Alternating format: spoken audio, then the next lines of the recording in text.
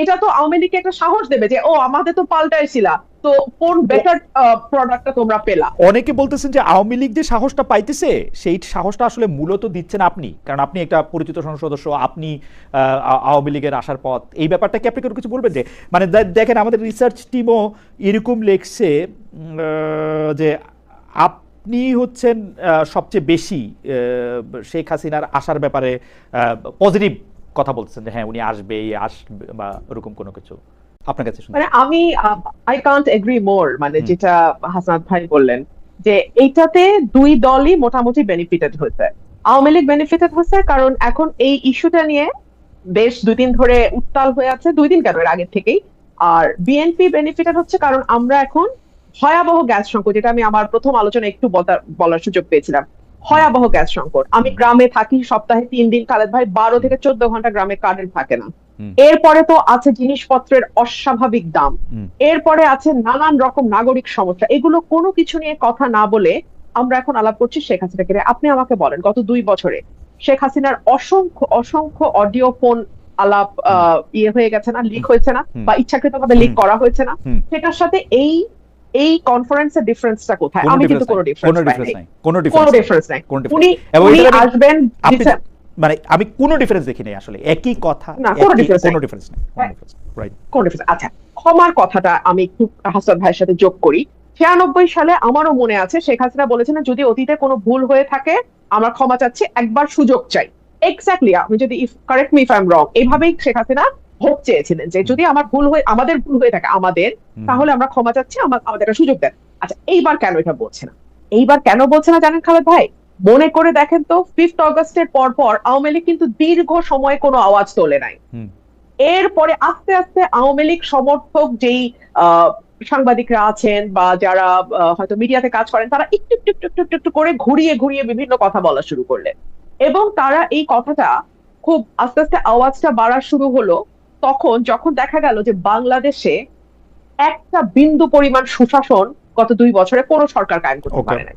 যখন দেখা গেল অর্থনীতির অবস্থা আরো খারাপ, হুম যখন দেখা গেল যে এই নাগরিক সমস্যাগুলো নিয়ে আমি কথা বলছিলাম সেগুলো কোনোটা কোনো সরকার হ্যান্ডেল করতে পারে নাই, যখন দেখা গেল মববাজি যেভাবে ইউনূস সরকারের সময় হয়েছে কাছাকাছি, তারেক সরকারের সময় একই রকম প্রায় কাছাকাছি, যখন দেখলো হামে 800 উপরে শিশু মারা যাচ্ছে কিন্তু কোনো সরকারই সেটা দায় নেবে না, ইভেন বিএনপি মানে ট্রাই করছে ইউনূস সরকারকে ডিফেন্ড করার। হুম মানে একটা ভয়াবহ অবস্থা। এবং ধীরে ধীরে আমি আমার এই পরিবর্তন বাংলাদেশে তো আমি আছি, হাসান ভাই আছে, আপনি যুক্ত আছেন, আপনারা সবাই নিশ্চয়ই লক্ষ্য করেছেন, আস্তে আস্তে কিন্তু আওয়াজটা জোরদার হওয়া শুরু হলো যে হুম নিরাপত্তা নাই, হুম মববাজি, হুম চাঁদাবাজি, হুম নাগরিক সুযোগ সুবিধা একদম খারাপ। এবং শেখ হাসিনার সময় অন্তত আমি কথা বলি আমার উপরে বিপদ আসবে, হাসনাত কায়ুম ভাই কথা বলবে হাসনাত কায়ুম ভাইয়ের উপর বিপদ আসবে, কিংবা আরেকজন আন্দোলন করতে নামবে তার উপর বিপদ। কিন্তু যেই মানুষটা মধ্যবিত্ত, যে মানুষটা প্রাইভেট অফিসে চাকরি করে, প্রাইভেট একটা চাকরি করে, 1 লাখ বা 80,000 টাকা বেতন পায়, তার জীবনটা তো নিরাপদ ছিল খালেদ ভাই। হুম তার তো নিরাপত্তা নিয়ে কোনো টেনশন ছিল না, সে তো নিশ্চিন্তে রাতে ঘুমাইতে পারতো বাসায়, সে তো বাজারে গিয়ে অন্তত মানে দৈনন্দিন বাজারটা মোটামুটি না, কিন্তু আপনি তো করে এটা আনতে আপনি তো পারতো আপনি তো নির্বিঘ্নে। কিন্তু আপনি তো বেশিরভাগ না, আপনি তো একটা স্বাভাবিক অবস্থার কথা বলতেছেন, কিন্তু মানুষ তো আসলে বিপদে পড়ে, তার চিকিৎসা, জরুরি চিকিৎসা প্রয়োজন হয়, তার বিরুদ্ধে তার কোনো একটা মামলা পরিচালিত হতে পারে, তার আপন ভাই কর্তৃক বা নেইবার কর্তৃক, মানে যে কোনো কিছু যেটা বোল্ড ফ্রম দ্য ব্লু, একদম সাধারণ মানুষেরও এরকম নানা ধরনের ঘটনা ঘটে, তখন তো সে দেখতো যে সে বিচার পায় না, পুলিশ তার পক্ষে কথা বলে না, সে যদি আওয়ামী লীগ না করতো বা বিএনপি না করতো তাহলে তার আসলে কোনো জায়গা নাই বাংলাদেশে। ওইটার মতো তো সাংঘাতিক একটা দমবন্ধ পরিস্থিতি তো আর আমরা আসলে নাই, নাকি আসি, সেটাও যদি বলতেন আপনি কি একটু। বিচার পাচ্ছেন? ও গত আচ্ছা। কয়েক মাসের আইন শৃঙ্খলা পরিস্থিতি আমি সংসদে তুলে ধরেছি, হুম কয়টা ঘটনার বিচার? আপনি আসেন, মামলা আগেও হুম আমরা দেখেছি বিএনপির নেতা কর্মীদের নাম হরে দরে সবার নাম দিয়ে লাস্টে 100 অজ্ঞাতনামা, এবং সেই 100 ও থেকে একই, 500 মানে আপনি বলতে অজ্ঞাতনামার চাচ্ছেন মধ্যে যে একই রকম আছে, তাহলে বেশি পারে না আপনি একটু একই রকম আছে, তাহলে আমরা কি এইটা হাসত না, কাজের কাছে শুনবো যে একই রকম আছে কিনা, বা দুর্ভোগটা একই রকম আছে, দুর্ভোগ একই রকম? দুর্ভোগটা একই রকম আছে, সেই মামলা বাণিজ্য, সেই শোন অ্যারেস্ট, সেই মানে ঘটনা ঘটুক না ঘটুক বিরোধী দলের নামে মামলা, সেগুলো চলতেছে। On the top of that যুক্ত হয়েছে ভয়াবহ রকম চাঁদাবাজি, নিরাপত্তাহীনতা, যুক্ত হয়েছে আইন শৃঙ্খলা পরিস্থিতির অবনতি, এগুলো হচ্ছে নিউ এডিশন। ওকে। তো মানুষ তো এখন বলতে বাধ্যই হবে এবং এটা তো আওয়ামী লীগকে একটা সাহস দেবে যে ও আমাদের তো পাল্টাইছিলা, তো কোন বেটার প্রোডাক্টটা তোমরা পেলা। অনেকে বলতেছেন যে আওয়ামী লীগ যে সাহসটা পাইতেছে সেই সাহসটা আসলে মূলত দিচ্ছেন আপনি, কারণ আপনি একটা পরিচিত সংসদ সদস্য, আপনি আওয়ামী লীগের আসার পথ, এই ব্যাপারটা কি আপনি কোনো কিছু বলবেন? যে মানে দেখেন আমাদের রিসার্চ টিমও এরকম লেখছে যে আপনি হচ্ছেন সবচেয়ে বেশি শেখ হাসিনার আসার ব্যাপারে পজিটিভ কথা বলতেছেন, যে হ্যাঁ উনি আসবে বা ওরকম কোনো কিছু।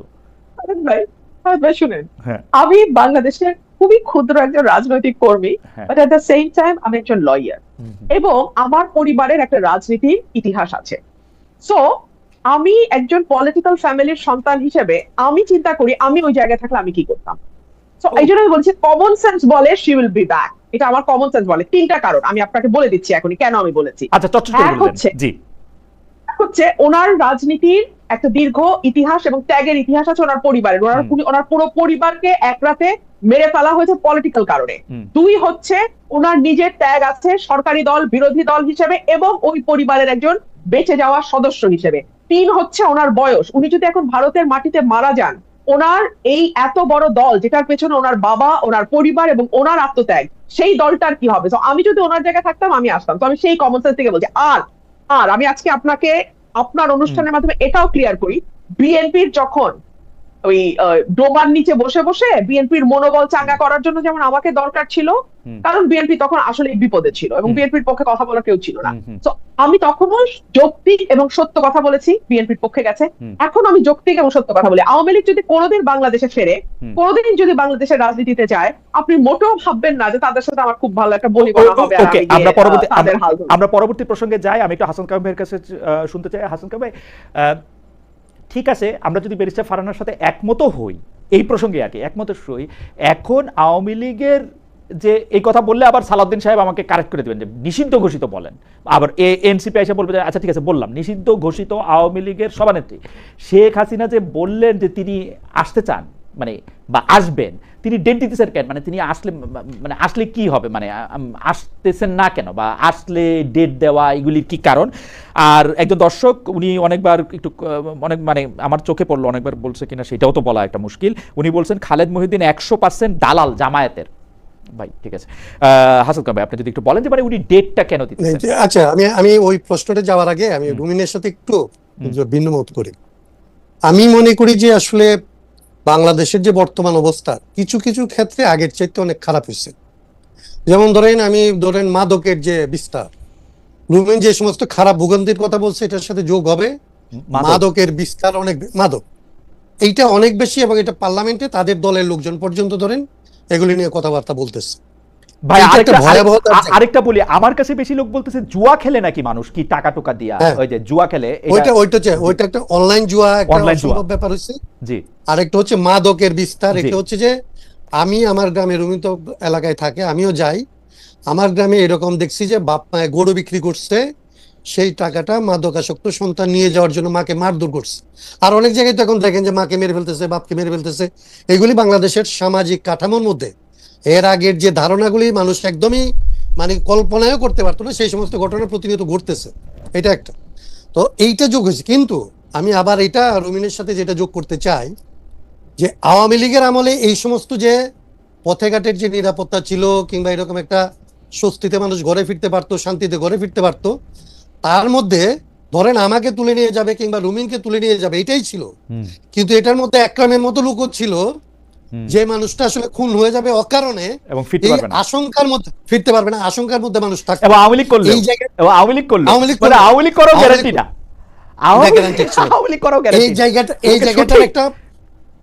এই জায়গাটার একটা পরিবর্তন এখন পর্যন্ত আছে, যে মানুষ আসলে এই জায়গার মনে করছে না যে তাকে কেউ তুলে নিয়ে কালকে গুম করে ফেলতে পারে কিংবা এরকম করতে পারে।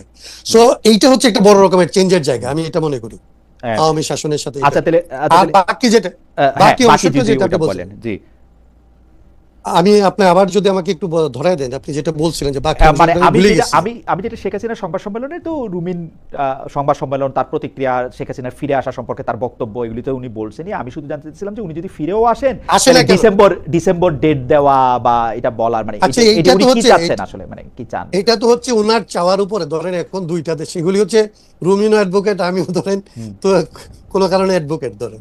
এখন এইটা উনি একটা দেশে যেভাবে গেছে, উনি পাসপোর্ট ভিসা টিসা কিছু নিয়ে যান নাই, বা ওনাকে এখন তো কেউ ভিসা দিবে এরকম তো উনি একজন সিভিলিয়ানের মতো আসবেন, আসতে পারবেন এরকম তো কোনো ব্যবস্থা নাই। কিংবা ওই যে বাচ্চারা ট্রোল করে যে ওনাকে কোনো একটা বর্ডার দিয়ে ঢুকায় দেওয়া হলো কোনো একটা দেশে অঞ্চলে, এরকম তো না। যদি এরকম হয় সেটার তো হওয়ার কোনো সুযোগ নাই।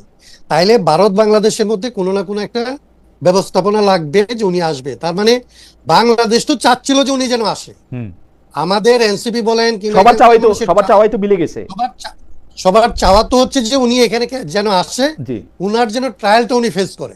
তো ট্রায়াল হয়ে গেছে, এখনো পেন্ডিং ট্রায়ালও আছে। উনি আসলে স্বাভাবিক নিয়মে আইনের পথে ওনাকে যদি বাংলাদেশ চায় এবং ভারত যদি ওনাকে আসলে দিতে সম্মত হয়, তাহলে তো উনি এসে যেভাবে লিগালি ঢুকবার কথা, উনি জেলে ঢুকবেন, ওনার ফাঁসির আদেশ হয়েছে, সেগুলির আসলে উনি আপিলের সুযোগ পাবেন কিনা সেইটাই যাবেন, ওই লিগাল ফাইটটা শুরু হবে।